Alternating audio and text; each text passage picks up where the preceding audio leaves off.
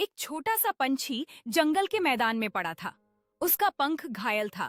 सूरज की रोशनी पेड़ों के बीच से गुजरती हुई उस पर एक गर्म चमक डाल रही थी। पंछी की बड़ी आंखें ऊपर देख रही थीं।